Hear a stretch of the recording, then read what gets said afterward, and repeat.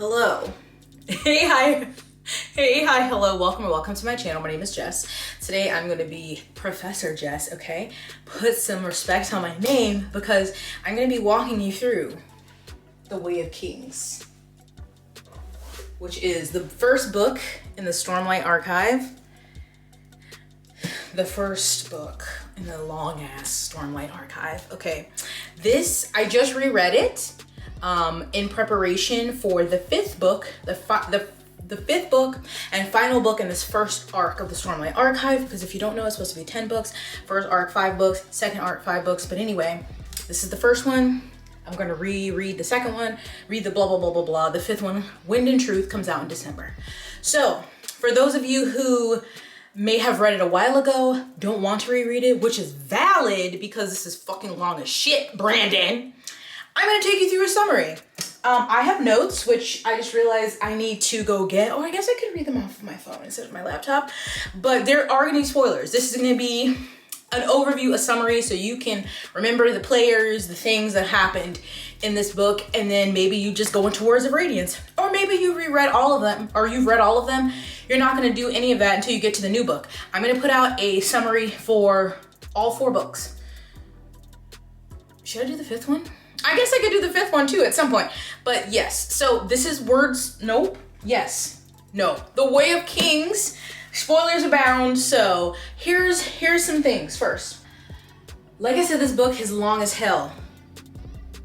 And is there a good reason? I don't know, but my summary is going to be different. There are other summaries out there, but I wanted to make this summary for my following and then anybody else who obviously wants to watch it. I will say that I took notes while I was reading the book, and then I also read some reviews on Goodreads, and I also watched a couple on YouTube. And for things that I wrote in my notes, question mark, that maybe I didn't understand, I did reference this one video, and I'll link it below. You've probably seen it before, or maybe you've seen the person before. It has a lot of views. Really well-produced video. Very by the book summary, that's your video. Me is me. I'm a Black woman, okay? You're gonna get, everybody's got a nickname, multiple, that I give them. I may forget somebody's name or something and call it something else. You're gonna get me. This is a summary done by me, personality included. So just keep that in mind when you're watching this summary. If you're like, why aren't you taking that more seriously? Child, I read this book, okay? Twice now. Not a lot compared to some people. Angela, I read this book twice now, okay? I gotta do what I want. This is my channel, so you've been warned. Also, I would like to say, this is obviously a summary for people who are trying to refresh on The Way of Kings, and it's possible they may not have continued the series yet. So there are things I know that are not fully explained in here, and I'll probably even say that it's in my notes, that it's like, oh, this will be explained later in the series that I know of, or that, oh, like this must be explained later in the series because I don't know what the fuck that means. If you know what that means, please do not spoil it for people. If you want to talk about definite things that have happened in Words of Radiance and beyond, like at least like make it known, spoiler. But if you're here just speculating about what certain things mean in The Way of Kings, then that's different. And then obviously if I left out some glaring part that's very important in the story, definitely comment that below and y'all can have like that conversation in the comments. But I don't want anyone to be like, oh, well, blah, blah, blah is this, and you find that out in Oathbringer. Don't do that. Keep it cute. Keep it respectful. Okay, I think that's enough rambling now. Let me get some water. My whiteboard is on a precarious, not an easel. Was it an easel that was built for, see, I don't want you to see my closet office over there.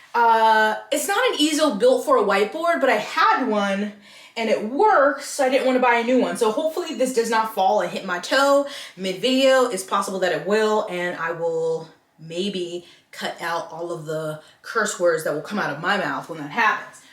Okay, whew. It's gonna be a long one. The Way of Kings. It's a long ass book. Have I said that before? Are 3 main perspectives. Not to say that there aren't any others, but our 3 main perspectives are Kaladin, Shallan, and Dalinar. Through the course of this video, I may refer to Kaladin as Cal. That is something he's referred to as in the text. Callie. cowboy.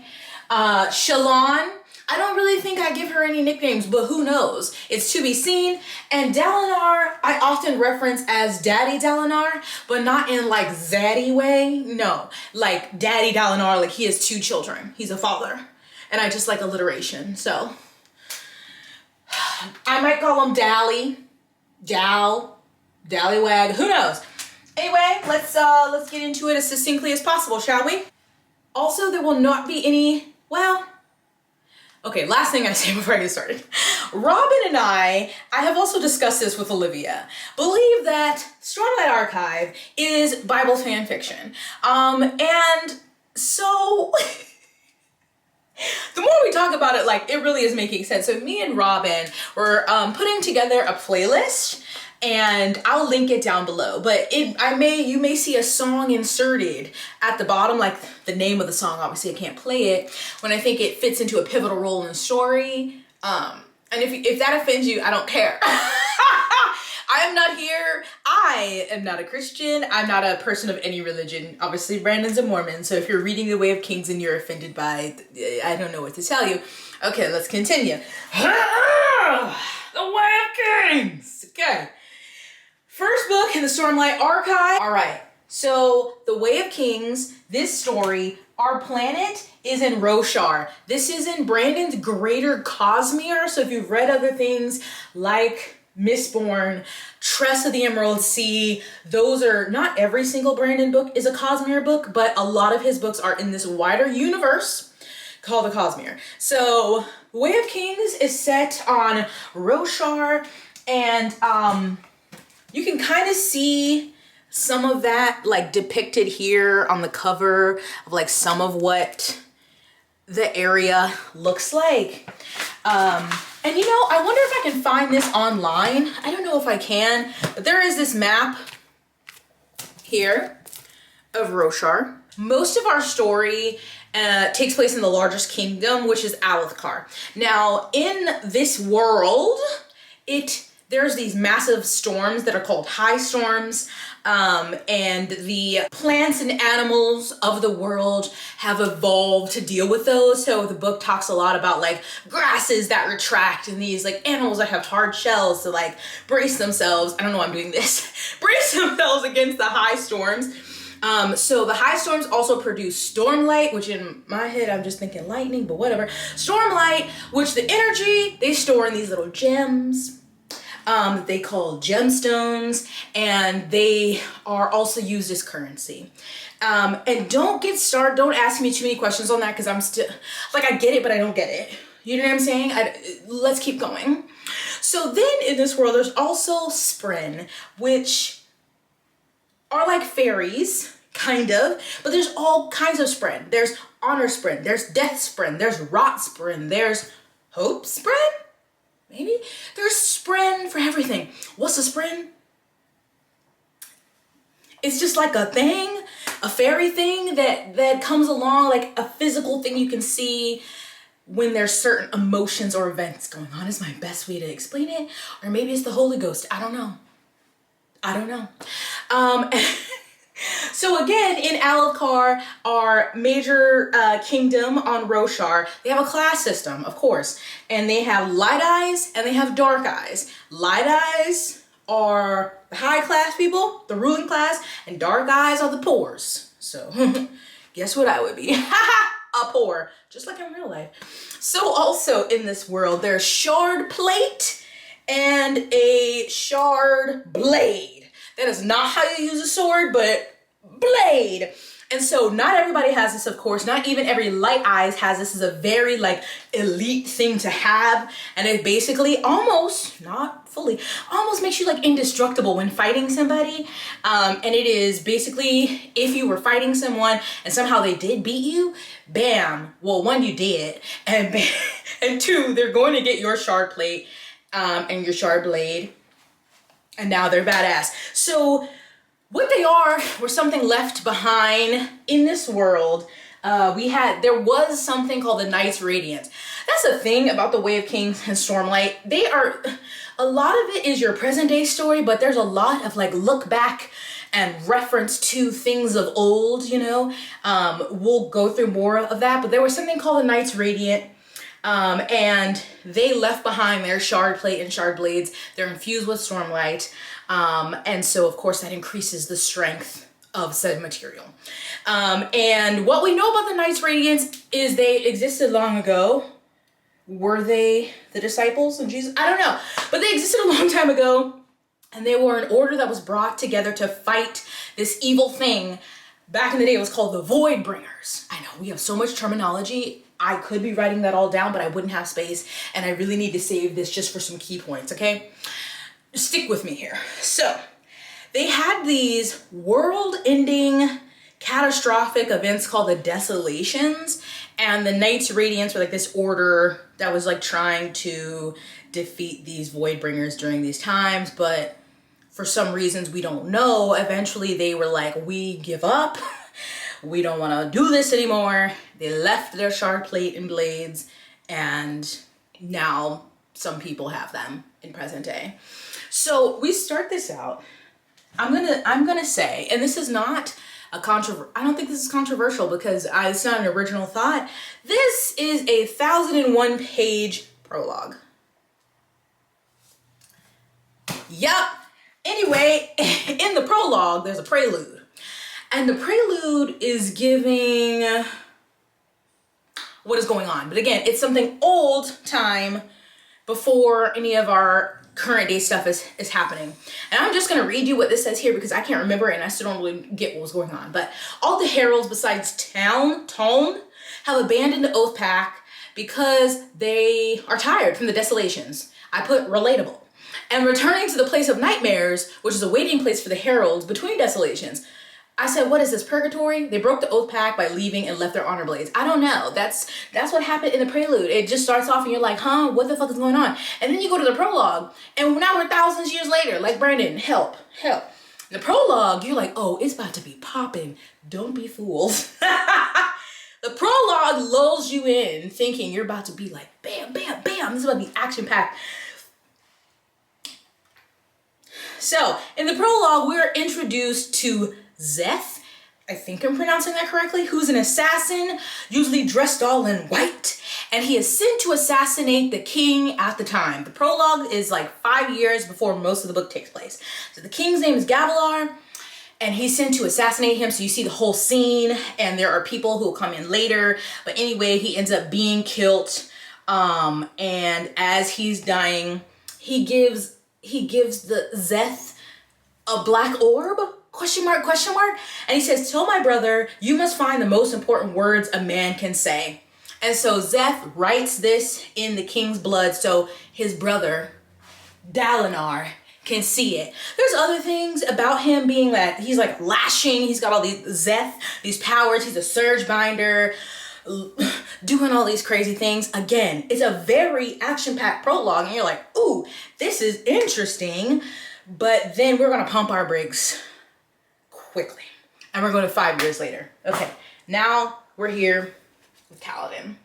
Kaladin, we find, we're introduced to him as a recruit in an army. And we find him with someone he's taken into the army to, you know, kind of mentor, whatever. But then this person dies.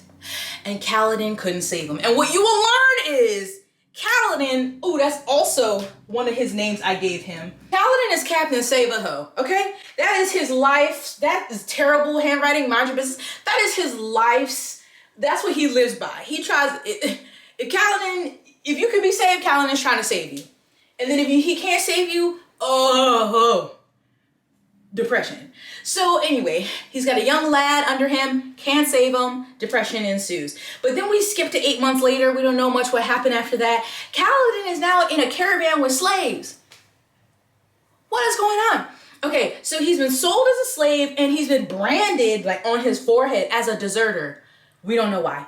And so he is thinking in his mind like, I should poison this slave trader. And this is when we are first introduced to Syl, who is a Spren, who we will see in Kaladin's POV. But she basically goes by Syl. That looks hideous, but just know Syl is a Spren who is always around Kaladin, and we learn more about her as time goes on. We don't know what kind of Spren she is at the moment, okay? But she pops up, she's talking to him, and shows that she's more intelligent than most Spren, and he finds out where they're going. They're going to the Shattered Plains to fight for High Prince Sadeas. And I think this is the Shattered Plains, like over here. The Shattered Plains is exactly like it sounds. It's like a landscape that's all like, there's like land, but then there's big old chasms dug out of it, and it's just this big landscape where they've been fighting essentially for 5 years. And that's where Cal and these other slaves are going to fight under this High Prince Sadeas. There are other High Princes there. Since Gavilar was killed, again, Gavilar was Dalinar's brother. He was brother to Dalinar, and he was killed by Szeth, the assassin in white. Gavilar has 2 churns, who we will see, but he has Yasna and what that boy name? Elokar. I don't know how you spell his name.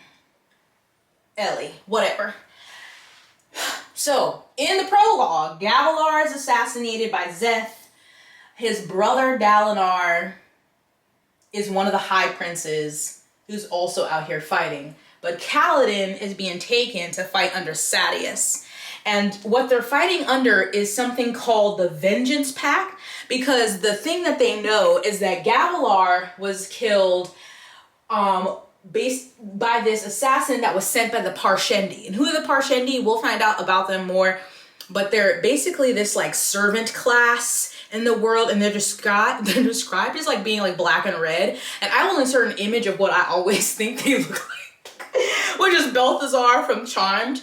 But they know that that is who sent the assassin to kill Gavilar, which is so weird because just like the day before or same day, they had the Alethi and the Parshendi had just reached like an agreement, signed a treaty, and then bam, killed their king next day. So like what? So now they're fighting the Alethi versus the Parshendi on the Shattered Plains, and of course their soldiers are dying, so they're bringing in slaves to fight. Here comes Kaladin in the slave wagon. He's gonna go fight. Yes, hope we're taking notes. Hope this makes sense. Okay, so they've been fighting for 5 years. Are they winning? Doesn't look like it. They're still alive though, most of them. So Kaladin, again, Captain Save-A-Ho, Anne's got a chip on his shoulder. He is instantly disliked when he's brought to this camp by this dude named Gaz. He's like, you know what? I don't like your fucking attitude. And so he sends him to the bridge crew. I'll get to what that is in a second. The bridge crew that has the worst luck. The worst, because they is always doing. And that is, Kaladin is sent to Bridge 4. The worst bridge. So in these Shattered Plains, right? There's like land, chasm. So to get across these things, they need bridges. So what they do is they get the poor slaves to act as bridgemen. They have so many on a team, and they carry these bridges like they're running. So they can put the bridge down. So the people like Sadeas, like Dalinar, the High Princes, and all like the actual soldiers are able to cross these chasms to go fight the Parshendi. So Cal is sent to Bridge 4, who again, they're like always at the front. They are getting killed because how are they running the bridges? They're running them like this. They got the bridges up above their heads. Are they giving them like protection? No. So the Parshendi have arrows. They're being beat down constantly. So he's like, you know what, boy, I don't like your attitude. You're going to Bridge 4. Hope you die soon. Goodbye. Get out of my face. And so Kaladin is placed in the front of the bridge. Front and center of the bridge, right? Because he's like, boy, get out of my face. Hope you die. Don't want to ever see you again. And he's the only survivor from the front row. Is Kaladin Jesus? We don't know. So, that's where we stop. Then we gonna meet my good sis Shallan. Now I know a lot of people don't like Shallan, and I want justice for Shallan. I don't appreciate y'all's hateration and holleration in this dancery, but we got good sis Shallan. Do I know the ages of any of these people? No. I just know they're younger, Dalinar's older because he's a Faja, you know? So we get Shallan. She's been traveling from her home in Yakaved, but she's like been on a boat because she's trying to find Homst.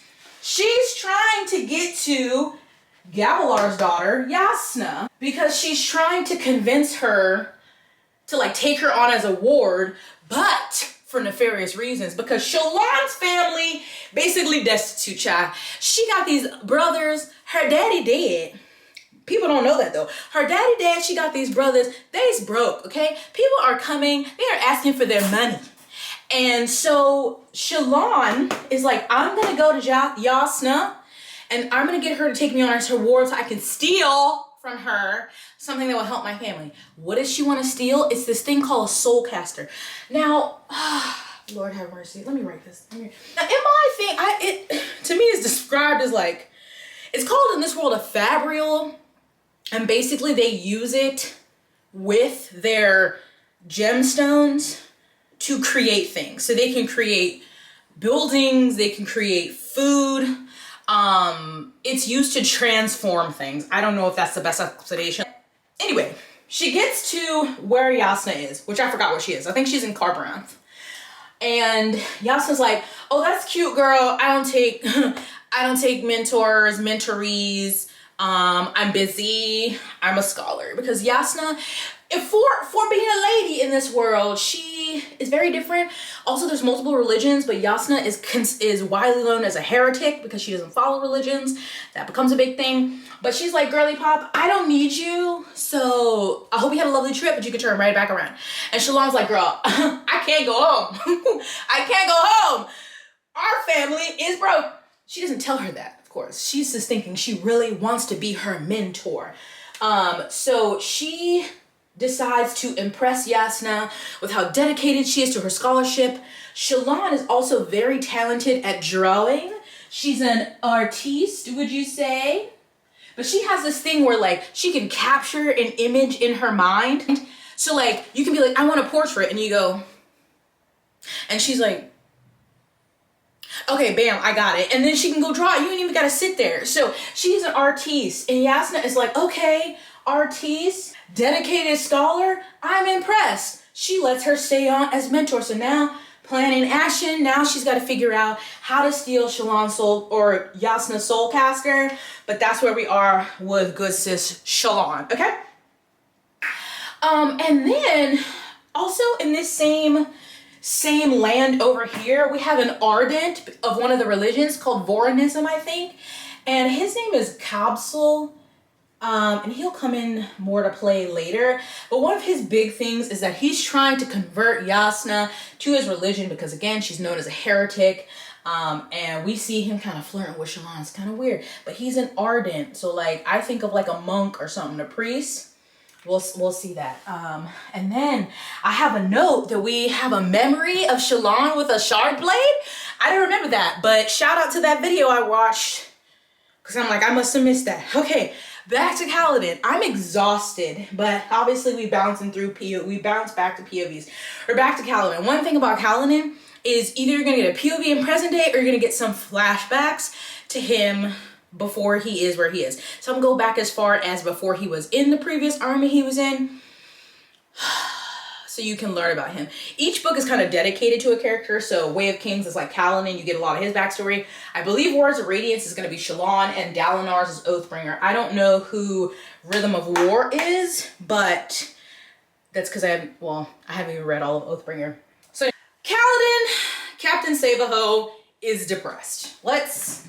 Kaladin later gets a different nickname that would rhyme with this, but really his nickname should be Kaladin the Depressed, but whatever, that's not what he's called. He keeps seeing more men die in Bridge 4. Somehow he's still alive, but again, they're always sent out, they're at the front, they have no protection, so he continuously sees men die. This is like really bringing him down. He's like, I can't save nobody, and that is my life's work. That's what I'm supposed to do. I'm supposed to save these hoes, and I can't save them. So he's like, I've had enough. And he goes to what's called an honor chasm, basically where you go to, you've had enough. You want to be done. He steps to the edge, and he's like, he's about to go, well, I'm wide open. Sorry.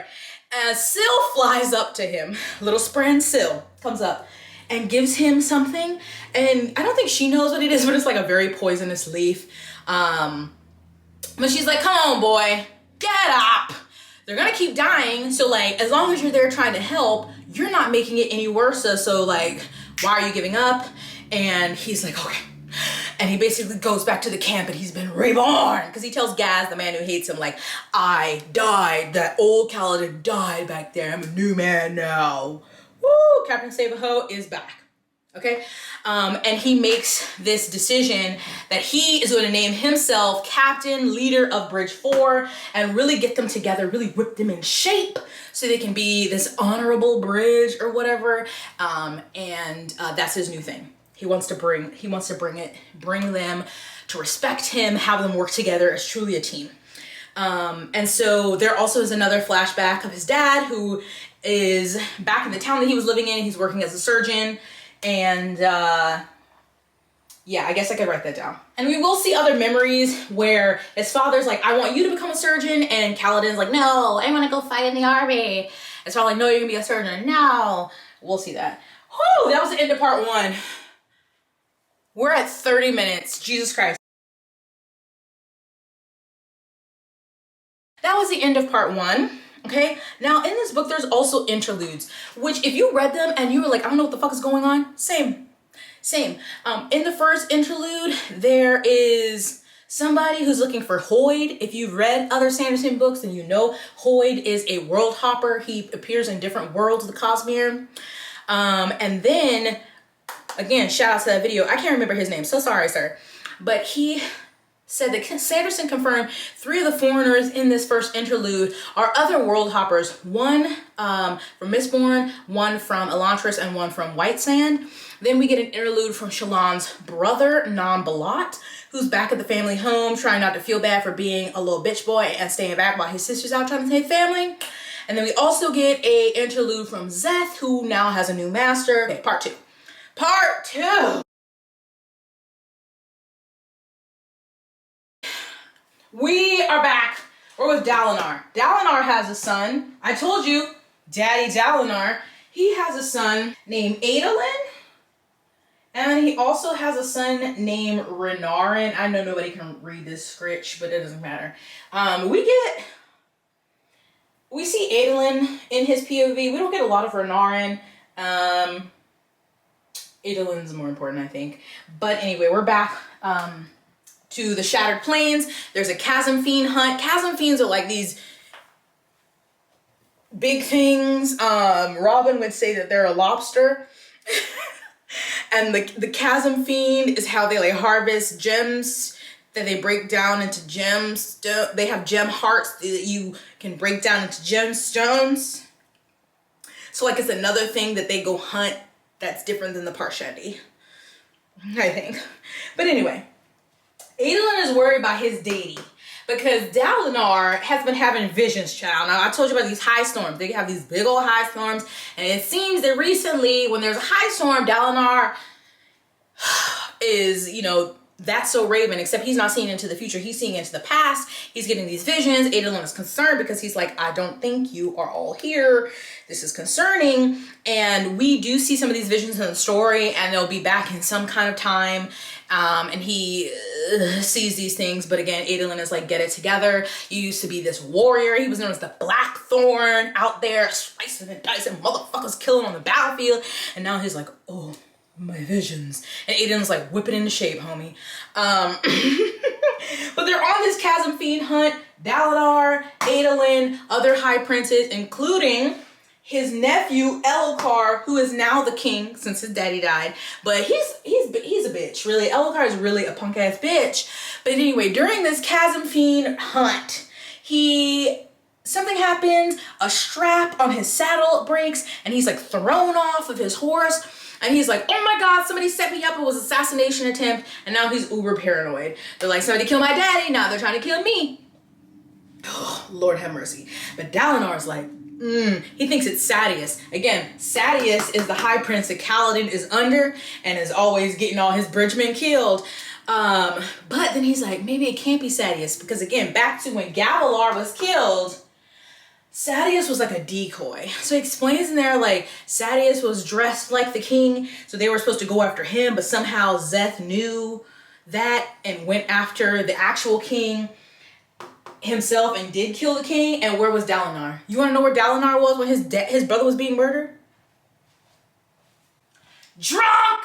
He was drunk and passed out. Dalinar was drunk. So he's got this guilt, but he always still a little suspicious of Sadeas. But anyway, let me write Sadeas' name down here because he's a piece of work. He's a high prince and an asshole.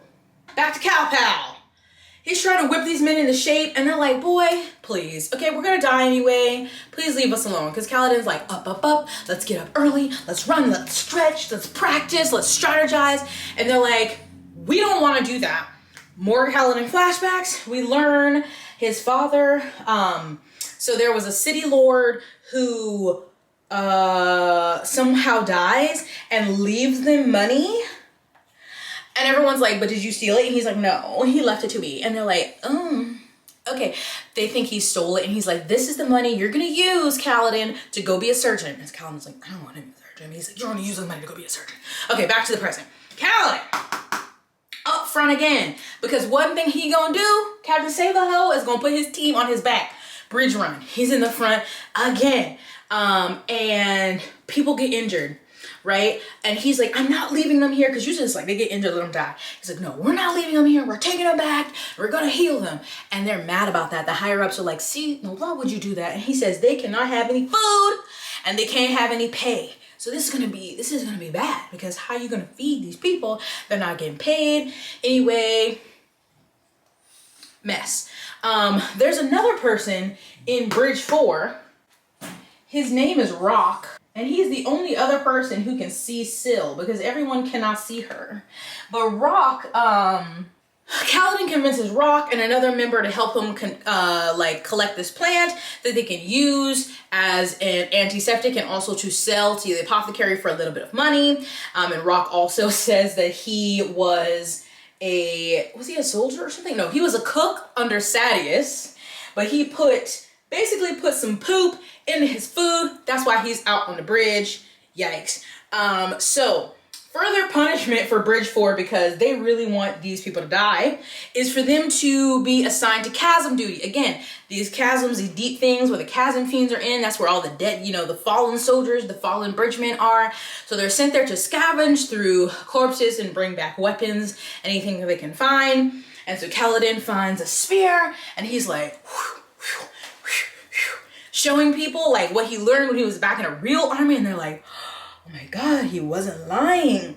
And so this is another step in getting them to trust him and look up to him. And then they all band together and they buy a cauldron, and they get Rock, who was the cook, to start making meals, and so they can have meals around the thing, and they're really building up this team bonding thing. It's another step closer to Bridge 4 becoming this united front.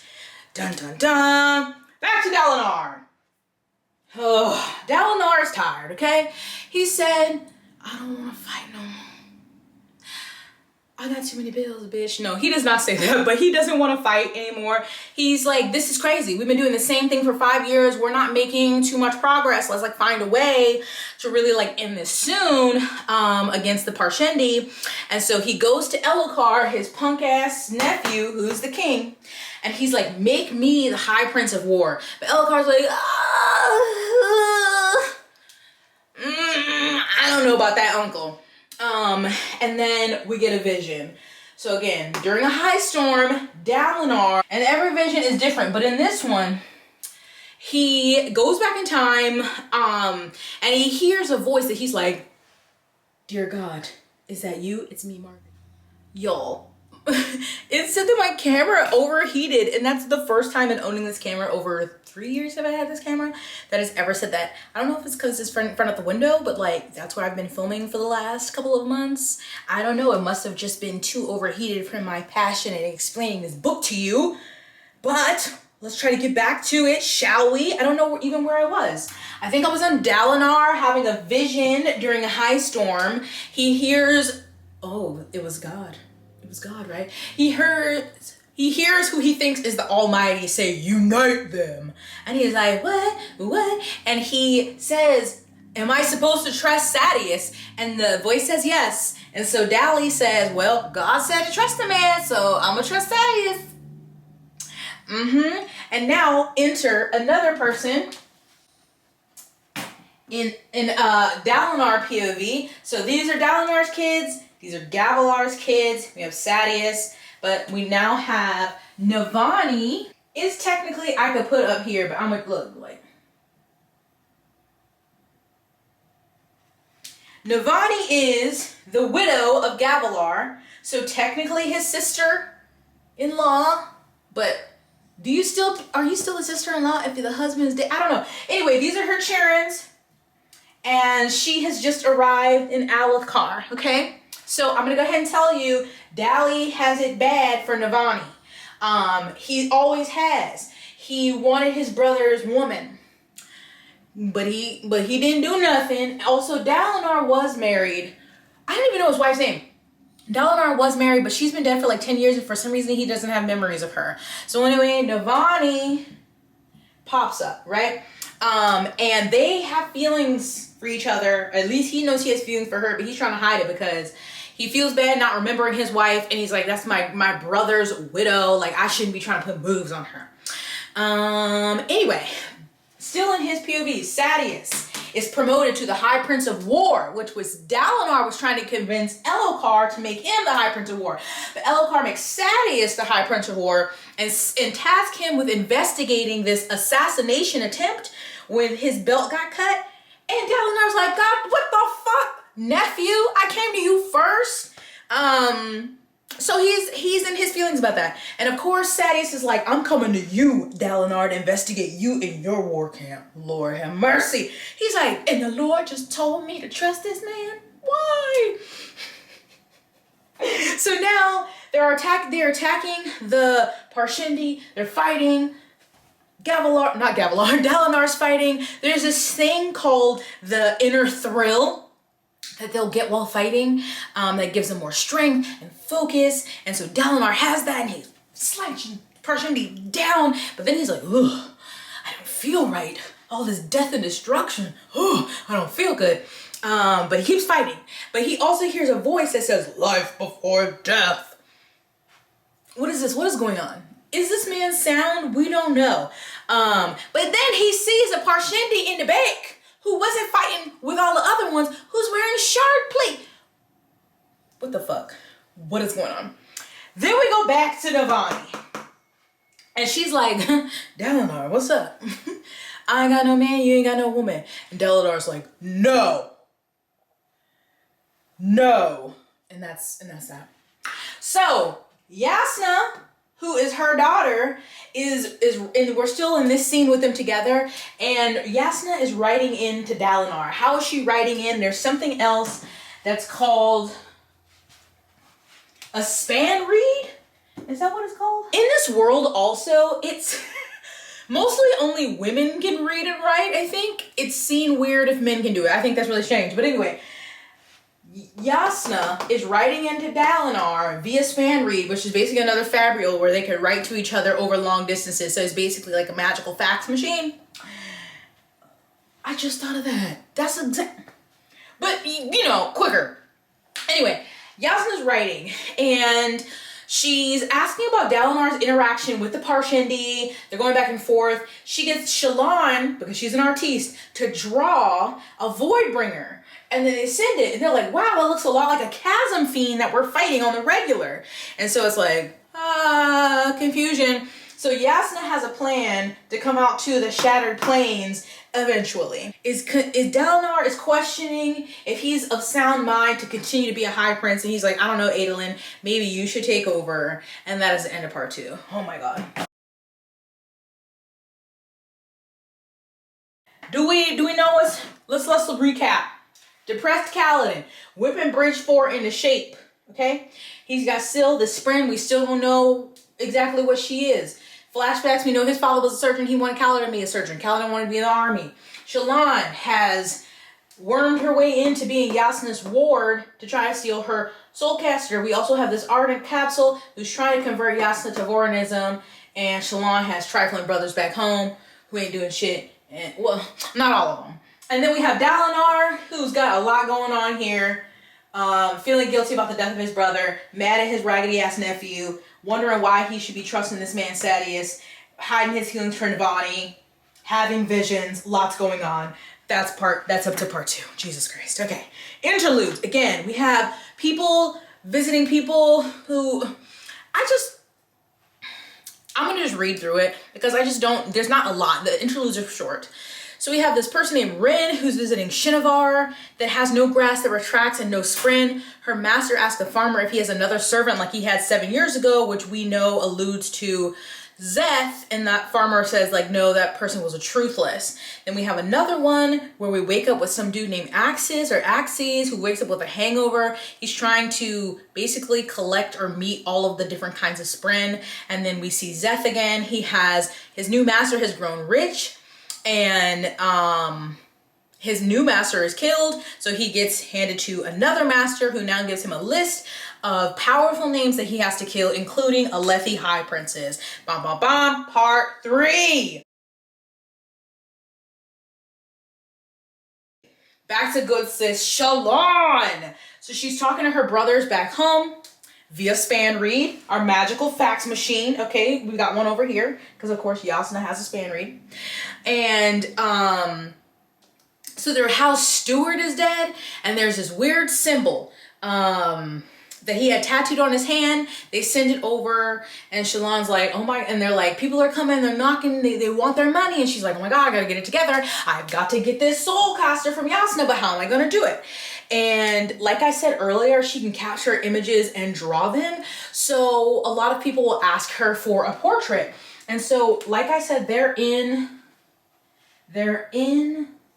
Kharbranth.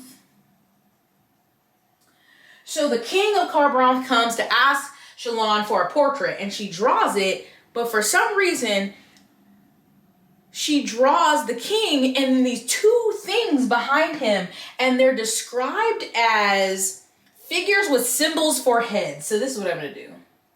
So she's got the king, right? She draws the thing with the king, but behind him are these figures with symbols for heads. So I'm just gonna put dollar bills. That's not what they look like, but they got symbols for heads. And she's like, whoa! And she's like, I gotta redraw this because I don't know. Because when she was taking the image, she didn't see them when she drew this. This came out. Like, how did this happen? And so she's like, whoa, let me get back to you, homie. I'll do that later. Yasna's like, you know what? Let's up our learning, sister. Let's up our learning. We're going to the streets. We need to do some practical hands-on learning. And Shallan's like, oh, to the streets? And so basically they go out to a little sketchy area, and they're approached by these thugs. And Shallan's like, oh no, Yasna is like, oh, I'm gonna show you. And she basically kills them all with like fire and ice, which Shallan is like, oh my gosh, she's soul casting and murdering these people. And then she's like, oh, murder! This is not what I came here for. I did come here to do something trifling, but not murder. And she's floored and flabbergasted, and she runs back, and she finally is like, I'm stealing the soulcaster, and she steals Yasna's soulcaster, and now she's got to plot how to get out of there. So now we're at the point. Shallan steals soulcaster from Yasna, but she brought her family's broken one, because that's the thing, her family has one that doesn't work. She brought her family's broken soulcaster, and now she's swapped it. But she has to learn how to use it. She doesn't know how. And she finally did that because she's like, you know what? I don't feel bad for stealing from her no more. She's just gonna go outside and murk people. Whew. Kaladin, flashback. So his daddy did steal the spears. Not him being a thief. He did steal the spears. He was like, it was mine. It should have been mine anyway, so I took them. Yes, I did. That's what we learned. And then we're back to his bridge. He's gaining loyalty with the people of Bridge 4. They're up in the morning, they're running, they're exercising, they're getting stronger, they're learning new things. And so Cal comes up with this, like I told you, when they do the bridge run, let me change his battery, Jesus, Lord have mercy. Anyway, when they carry the bridge, they're carrying the bridge above them. So all of the men are below it. So they're all exposed like this, carrying the bridge. Kaladin is like, why don't we change it and we run like this with the bridge to the side so that it's blocking, and then we maneuver it up like that. New technique. Bam! It works. Less injuries. But you know, the higher ups are like, unacceptable. Why would you change what we had in place? We did not give you permission to do that. So Kaladin now must be punished. And so he is ordered to be beaten and then strung up outside of the barrack. So they hang him up outside. This is Kaladin. He's like an upside down Jesus. And they are leaving him. Oh my God, it says, "Oh, Cal." Let's look.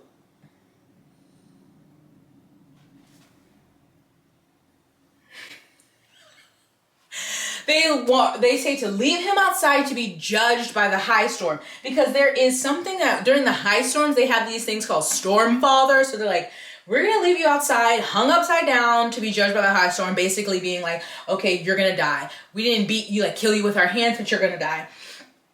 But Kaladin is like, I'm gonna live, I'm gonna come back alive. And all his bridgemen are like, I mean, we're gonna miss you, dog, but I don't think you come back alive. He's like, I will. You bet my name on it, I'm coming back. And so one of his men give him like an infused spear, which is one of the little coin things. And Syl, while the storm is happening, tries to like move wind away from him as much as he can, but he is kind of like whipped around. And then a face lights up the sky, and it's big Sky Daddy Storm Father. And guess what? Cal survives. Surprise! Because Kaladin is Jesus. At least I think so. So, yeah. Anyway, he's very injured, but he's alive. And see, there's another one. There's Death Spren, and Syl is trying to warn them off. So one of his bridgemen is like, this is crazy. This man don't be dying. He be in the front. He don't be dying out here. He done survived a high storm. I think something's up. And there is like this group that he's known of, and he's like wanting to test out his theory. So he takes 3 infused spears and puts them in Kaladin's hand, and Cal like breathes in the stormlight, which heals some of his wounds. And this man's like, now what the fuck going on here? What is going on here? Kaladin is Jesus. Okay, we're back to Shallan. She's had the Soulcaster, Yasna's Soulcaster, for weeks. She can't figure out how it works. And Yasna has also not said anything. She's like, how has she not noticed that I've had her Soulcaster and she's got a broken one? So she is worried. Capsule the Ardent is still coming around trying to convert Yasna, but he also is always bringing bread and jam and flirting with Shallan. It's a little weird because I'm like, aren't you a monk or a priest or something? But that's what he's doing, because he's always waiting for Yasna to come around, but he'll flirt and talk with Shallan beforehand. He does tell Shallan that he originally was trying to steal Yasna's Soulcaster, but now the plan is different, and he is, trying to save her soul, yada, yada, yada, yada, yada. Shallan keeps drawing, and every time she's drawing someone, she keeps drawing these figures with the symbol heads, and she's like, what is going on? What's wrong with my skill? Like, she's like not trying, it just happens. She's like, I don't know what happens. So she keeps drawing these things. We don't know why. So there's this whole scene that happens where I'm gonna just read through this because I'm like, I truly still kind of confused. So she reaches out because she sees this, and she's like trying to reach out, and she feels something she can't see, but she summons a weapon, a shard blade. What? How is that possible? Before it appears, she hears a voice says, what are you? Who is this voice? I don't know. She says she's terrified, and then she's transported to a place that's all black, a black sky with a white little sun, and then there's a sea of glass beads. So she grabs a bead, she hears another voice, the bead grows warm, and then she's back in her room. She had a goblet of like wine on her side table, and now it's transferred to blood. She's like, I just soul casted, but I don't even know how to use a soul caster. How did that happen? And then she hears Jasnah coming, and she's like, oh fuck, how am I gonna explain why there's blood here? And so she ended up knocking the goblet off the thing. So she takes a piece of glass from the goblet and is like, slice. So it makes it look like she was trying to off herself. And so Jasnah's like, oh my God, I've overworked you. I've driven you to the point of suicide. I'm so sorry. And Shallan is in the hospital. Okay. Shallan, still soul caster, but soul cast without it. And then now she's in hospital. Guess who comes to the hospital? Of course, Capsule. So does Jasnah. They're having jam and bread. He's always trying to get Jasnah to try it. Jasnah's like, no. And she like smells the jam. Is like, And then to make things quick, turns out there was poison in the bread, or no, poison in the jam in the bread or something. And Capsule had the antidote. How did this happen? So Shallan ended up eating too much. She passed out. And Jasnah has to save her. And so as she's kind of like in and out, she admits to Jasnah that she stole the soul caster because she thinks that Jasnah needs the soul caster in order to save her life. But basically she finds out that Jasnah also can soul cast without a soul caster like Shallan can. But now she's admitted to the crime, and Jasnah's like, you raggedy bitch, I hate you, gone, get out of here. But it was Capsule who's been working for some group who was trying to kill Jasnah, not Shallan. But Shallan like had too much or something with the antidote was wrong. And that's the whole thing. I don't know if that made sense. But now, is Capsule dead? I think he ends up dead. But anyway, now Jasnah knows Shallan, the reason she came here, that she stole her soul caster. She feels betrayed even if she didn't need it. And Shallan's still in the hospital. Okay? Now we're going back to Jesus Kaladin, who has been healed. Woo! Bridge 4, though, of course, is on permanent chasm duty because they must be punished. And while they're down there, Jesus Kaladin is like, we're going to train, because remember he found a spear? We're going to train and we're going to escape. We're going to try to escape. Dun dun dun. But then we get a flashback. And one of Kaladin's friends is engaged to the old man who's a city lord, and he's sad about it. And then this bright lord, Amaram, comes to where they are recruiting for the army, and he has a list. And his brother is on the list. Or no, the city lord of the city has a list. Kaladin has a younger brother who's on the list. Let's write his younger brother. Kaladin's younger brother's name is Tien. Lil bro. And he is being conscripted into the army. And Kaladin's like, no, I volunteer as tribute. And they're like, no. So he goes with him. Because he's like, I'll go with him. They have to serve like 4 years. And he's like, I will bring you back to our parents. So that is what Kaladin was doing. So then Kaladin also has a dream that he is a high storm and he sees the Storm Daddy, aka Stormfather. And the Stormfather says Odium is coming. And that name comes up later. And I still don't really know who that is. I don't even know how it's spelled. Odium? Who is that? Cal asks Syl about who this is, and she's like, so we don't know who that is. And then again, another one of his Bridge 4 members, his name is Teft, one who has these theories about what Cal may be because of like his healing abilities. And he asks him about his growing powers, and you know, Cal's like, I don't know, I'm not doing anything special, let's keep training. So then we go flashback again to Kaladin. And so it's been 4 years in the army with him and his brother. And, but his brother is dead. His brother's dead. We don't know what happened. But he is like, I'm not going to go home because I said I would bring my brother back home. And I don't have him. So he re-enlists in the army. And during a fight, he defeats a shard bearer. That means, by rights, the shard plate is his. Does he take it? No! Because he's fucking Kaladin. Jesus. holier than thou. I don't want to take that. I don't want to be a light eyes, because that also means you become a light eyes.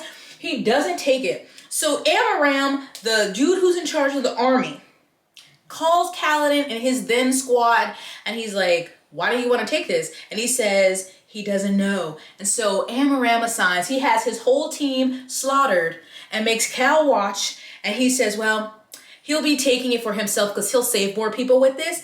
And as an act of mercy, he brands Kaladin as a deserter and sells him off as a slave. And Amaram, he thought was like a worthy light eyes, and now he's been betrayed. And so now we know why he has a chip on his shoulder. But I'm like, why would you not take the shard plate? Ugh. Interlude. Again, I'm confused. Something that's explained later in the books. We have a thief and their cousin, and their mistress is walking through a palace destroying stuff. I don't know what that means. We have more people who are ardents on an island. I don't know what that means. And then we have Szeth, again, who is killing, and he is crashing through a door. He's in Yalkaved, which Shallan is from Yalkaved, and he ends up killing the guards, but he's crying. Okay, but because he's tired of taking the lives, he has no choice in this, but he has to kill the king anyway because he has no choice. Part 4! We're back to Zaddy Dalinar having another vision. And in this vision, we see the Radiants. Remember the Knights Radiants who abandoned their stuff? In this vision, we see that. They're abandoning their weapons. So he witnesses that day of what's called Day of Requience, when they broke their oath and abandoned their shards. And he is urged to read the book. The Way of Kings is the title of the book that he's being told to read and to unite them. And so when he wakes up, he's told by Navani that he speaks a weird language when he's in these visions. And Adolin is like, Daddy, I don't want to be High Prince. Can you please just get it together? These visions are false. I don't know what's wrong with you, but I need you to rebuke it in the name of Jesus and keep it together because I don't want to be High Prince, right? Kaladin, back again. Bridge run. During a bridge run, he feels this burst of strength, and there are arrows coming towards his head, like they're like magnetized, but then like don't land on him. And Teft is like, boy, you got some splaining to do because what's going on with you? Something ain't right. You ain't normal. Okay. That was that. Back to Dalinar. Okay. Wit, the king's wit, who is also Hoyd, who is also a world hopper, is talking to Dalinar. And you know, as he does, he's speaking in rhymes and weird things, and Dalinar's like, what is going on? But he's like, he's leaving, and Sadeas says he has an announcement. So Sadeas, again, is the one that Elokar promoted to High Prince of War. And he says that he's conducted and he's completed his investigation. And spoiler alert, Dalinar was not the one who tried to assassinate the king. And Dalinar's like, well, duh. But he's surprised that this is the outcome. And Sadeas was like, I really wanted to clear your name. And so now they seem like they're at a good place, him and Sadeas agrees to team up with him on a bridge assault, one of their maneuvers against the Parshendi. Okay? And then, so we go back to Cal here. They're doing a plateau assault. It's being a success. They're sent to their chasm duty. Teft is asking him questions about noticing his powers. Kaladin is finally like acknowledging that he's having these powers and these different things. Syl is saying she's not a windspren, but she doesn't know exactly what she is, that she binds things, that they're both changing her and Cal. He's becoming a wind runner, which was an order of the Knights Radiant. She's saying Jesus Cal is becoming a wind runner, which was one of the orders of the Knights Radiant. What's going on? I don't know. So he wanders off. Kaladin wanders off. He finds Hoyd, who's like playing a flute and saying all these weird things and saying, and tells him a story. He gives Kaladin the flute, tells him to take good care of Sigzil, who is his apprentice and a world singer, but I think also a member of his Bridge 4. Confusion. I'm sure this will come up later books, but Teft tells Kaladin that he has to learn the immortal words before becoming a Radiant. And there's something like life before death, something before something, somebody before something, whatever. Anyway, So they're in the chasm. They find dead Parshendi, and Cal basically, I'll use a different word. They have like this hard carapace that's kind of described on them. And Cal takes it off to wear as a vest and shield, and he's doing all these things with his powers, like lashing stones to the wall and such, and really reveling in his Jesusness. Back to Dalinar. So Dalinar and Sadeas are teamed up, right? They and their units, their bridges, their soldiers are going together into this battle. Sadeas gets trapped. And Dalinar's like, let's go. Let's free my dog. And he goes over there to help Sadeas. Then we have a vision. And I'm confused if the vision is happening mid-fight or if it's like a flashback to a vision. But we get a vision of Dalinar. He's an ancient Kolinar after a desolation. And in these visions, sometimes he's just standing there, but sometimes he's in the body of somebody else, like during the time.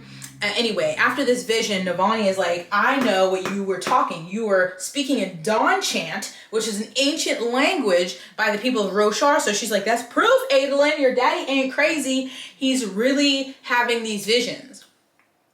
I don't know. Anyway, these two, Navani and Dalinar, finally have a kiss. Like, grow up, it's about time.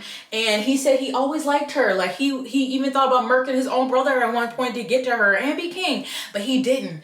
And she's like, we grown now, we ain't married, we can do this. It's very PG, you know, they just have like a little kiss. Anyway, Bridge 4. We're back here with Kaladin. Bridge 4. They tied, you know, been fighting. But Jesus Cal puts on the Parshendi carapace, the dead body. And so the Parshendi are mad and focused on him during this fight, but he's using Stormlight to improve his agility and being able to change the course of arrows. So he's like, finally, like, realizing he can use these powers and using it to like direct their attention and move arrows from him. And then, we're back to down. Oh, that was my fault. Okay. Back to Dalinar. My God, this book is so fucking long. We're back to Dalinar. Another joint assault between Dalinar and Sadeas, right? Bridge 4 has now all become decked out in carapace armor, and Dalinar in fight mode. He's brought back the Blackthorn. He's feeling the thrill. He's slicing them down, and then again he's like, I don't know, I'm feeling kind of ill. But Sadeas, so like, how it seems like in my mind is here's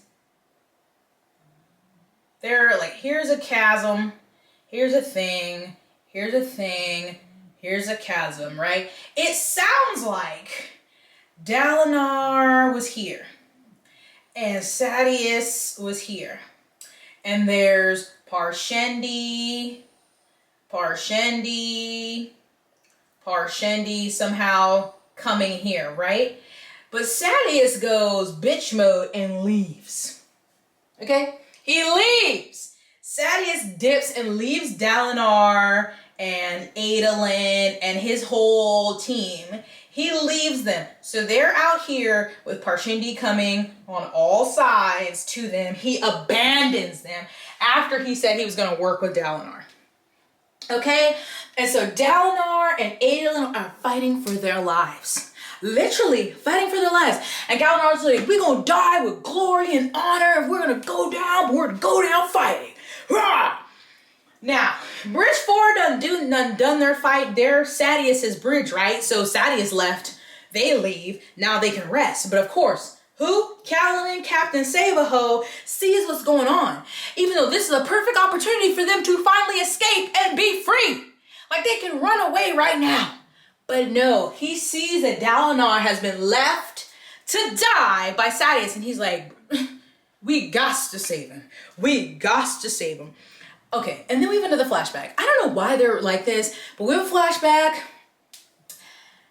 And we figure out how his brother died. So in the flashback, his brother was supposed to be a messenger. So he was not supposed to be directly in the war. He wasn't supposed to be a soldier on the field. And he finds out that he's been now put like on the line to be in the field. And he goes to find him. And it just says that he like calls his name. His brother like looks back over to him and smiles and is cut down. Like, he's literally killed like that. Like, wow, that'll break you, boy. So Kaladin the Depressed. Anyway, after he becomes Cal Jesus, they call him Kaladin Stormblessed. That's what I meant when I said something that rhymed with depressed. So Kaladin Stormblessed the Depressed. Whatever, call him what you want. But Kaladin is like, I will protect those who cannot protect themselves. Is that what he says, or is that Dalinar? Yes, that's what he says. He's breathing in stormlight. He's like, I respect how the Parshendi fight, but I'm not gonna leave. I'm not gonna leave these men to die. Kaladin is beating ass. He's whooping Parshendi ass, right? And he saves Dalinar. But Sadeas has already gone back to camp and is like, they died. So sorry. It was really terrible. Like, R.A.P. Dalinar and Adolin. And then they pull up like, bitch, we ain't dead. And Dalinar's like, how could you do that to me? And Sadeas is like, I told you that honor of yours would get you killed, dog. And then there's this whole thing, and Dalinar is basically like really thankful to Bridgefour for saving his life, which is of course he should be. But he basically puts down his blade and says he'll give his blade to Sadeas if he sells Bridgefour to him. Which is like unheard of. So that's what they do. So now Bridgefour is no longer under Sadeas. They are now under Dalinar, so they like have to move all of their stuff, and it's crazy. Again, Kaladin is like, what? A light eye's being honorable? This is crazy. Back to Shallan. Shallan, like I said, realizes Yasna can soul cast without a soul caster just like she can. We also learned Shallan killed her daddy. What? Shallan killed her daddy, okay? But she's like, Yasna, I don't want to leave, girl. I can't go back. I want to join your research. I want to help you. Yasna's like, no, bitch, you betrayed me. And she's like, no, I want to help. She's like, okay, don't lie to me no more, girl. You can come on. So she tells her, she basically explains her research. And Yasna's research, her theory, her hypothesis is that the Night's Radiant, I don't know why my camera keeps overheating. Literally never had this problem until today, but I am determined to get through this fucking video, okay? Also, Nigel, do you want to say hi? Come say hi. Ooh, say hi. Hi. Say hi, Boo Boo. He said, let me back to my nap. Say hi. Okay, go lay down. So we've gotten to Sadeas betraying Dalinar, setting him up to die. Dalinar has Bridgefour now. Shallan and Yasna are working together on her theories. Okay, I think I was talking about Yasna's research, and her research is that Yasna doesn't think the Night's Radiance defeated the Voidbringers, but instead of defeating them, they enslaved them, and those are the Parshmen. And that there's also a secret organization called the Ghostblood who are seeking information about the Desolations and Voidbringers. And Cobsoul was one of them because there's like this emblem, and then Shallan sees it and is like, wait, that's the same one they sent me from our house steward and one that my father had. So like, were they both involved in this too? But I also forgot to go back to Dalinar. After he's betrayed by Sadeas, comes back to camp and is like, bitch, I'm alive. He goes to Elhokar and he gets Elhokar to admit that Elhokar broke his own saddle strap to get an investigation going because he was convinced he was paranoid. Someone was trying to kill him. And I love it because Dalinar kicks this bitch boy in the chest. And he's like, I'm gonna tell you what you gonna do. And so he makes him promote him to High Prince of War, and he said he's gonna use the codes from the Way of Kings, Nigel, to unite Elhokar. And he also said, I'm also dating your mom, bitch. He didn't say it like that, but he basically was like, yes, and me and Navani are together. Okay, Nigel, that smells like eggs. That is so foul. Whoo, y'all, we almost at the end. We have Szeth, again, a POV. And he's in Kharbranth, where Shallan and Yasna are, and he's going towards the palace. He's killed all the people on his list but one. And the king of Kharbranth reveals that he's Szeth's master and that all of the assassinations were necessary for the benefit of Roshar. And then he takes him to this hospital that he has where there's all these people dying and they're basically having their blood slowly drained. And the king of Kharbranth is saying that people are saying things as they die and they're collecting all the things that they're saying, hoping that it's the key to their salvation. And I think those are the things that on the beginning of the chapters, sometimes it'll say it's from like the Way of Kings, but sometimes it's like taken from a person before death. And so I'm assuming that's where that stuff was coming from. That's at the beginning of the chapters. And he's trying to like capture what they're saying, that things they're seeing as they die to help them in the future. Anyway, he also adds one final name to Szeth's list for assassination, and that is Dalinar Kholin. Dun dun dun. And so now Bridge 4 has been promoted to the honor guard for Dalinar. So like Kaladin and his best men are his honor guard and the rest are his soldiers now that they're out from under Sadeas. And Cal also has a fancy cloak from Dalinar and he's captain. And then we have our final Dalinar vision for the book. He's told again to unite them, and he's talking to this voice, and he finally realizes this voice is not talking to him, it's just playing, kind of like pre-recorded. So when he asked, should I trust Sadeas, it wasn't like it was responding to him. So the voice says that he is the Almighty, and he is dead after being killed by Odium. Who is Odium? But a champion can be chosen to go against Odium. What? And then we have the epilogue, and we have Wit, or Hoyd, is in Kholinar talking to guards. And he said he's waiting for a storm. And then a ragged man, a man in a ragged cloth, bust in with an honor blade. And he's a herald known as Talm, the same one we saw in the prelude, and says the desolation has come and he has failed. And Wit said what we value most of all is timeliness, and he's afraid that Talm may be too late. What does this mean? And that is the Way of Kings. Now, did this whiteboard help you at all? Don't tell me, but I'm going to run it back through a TLDR real quick to recap. The Way of Kings, which is also like a holy book, a text in this world, the first in the Stormlight Archive. Our main three POVs are Kaladin, Stormblessed, the Depressed, Shallan, Miss Amarabu from Yakaved, and Dalinar, Daddy Dalinar Kholin. Dalinar is the brother of now deceased Gavilar, who was killed at the beginning of the book by an assassin named Szeth on behalf of the Parshendi, the black and red folks that they're constantly fighting in Alethkar. They are on the Shattered Plains, okay? Kaladin was a surgeon's son. He had a brother that they went off to war. He was not able to save the brother or many other people. He became branded as a deserter and a slave and was sold to Sadeas to be one of his bridge runners. But Kaladin is Jesus. So although they tried to kill him, he said, and I shall rise again. And he keeps living and he has powers and he has united his Bridge 4 to make them competent soldiers, okay? And then he saved Dalinar's life when Dalinar was set up and left to die by Sadeas. And now Bridge 4 are the honor guard and soldiers for Dalinar, right? Dalinar has visions. He's being told to unite them by the Almighty. And he's destined, that's what he wants to do. He has confessed his feelings for his Boothang Navani, who technically was his sister-in-law.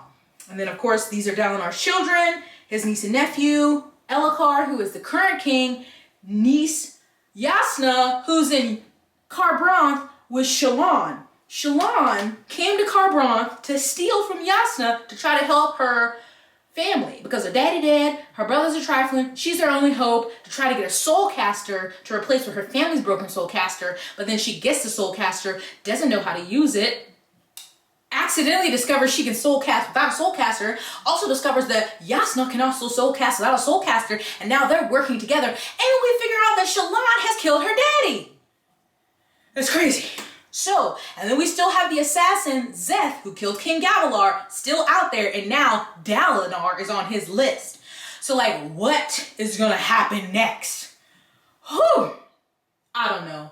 All I know is that was a long ass fucking book, and this was a long ass experience to record this summary. So I hope you enjoyed it. Again, please just discuss your theories about the book in the comments, and if I left out something super important, feel free to add that. But if you have any concrete knowledge from Words of Radiance on, please mark that as spoilers for people who plan to go on and read Words of Radiance and so on, which I will be reading Words of Radiance pretty soonish here. And I will have a summary video out for that one. But again, thank you to this channel, who I use to fortify my notes. And also, again, if you want that playlist to the bridge, what I call Bridge 4 Bangers, that's linked down below. Shout out to Robin for helping me create that. And yeah, I'm exhausted. I don't know how Brandon comes up with this stuff and writes this stuff, because reading it and summarizing it was enough for me. But that's gonna be it. Okay, what? Stay blessed, hydrated, moisturizing, sunscreen. I will see you sometime later. Bye. Bye.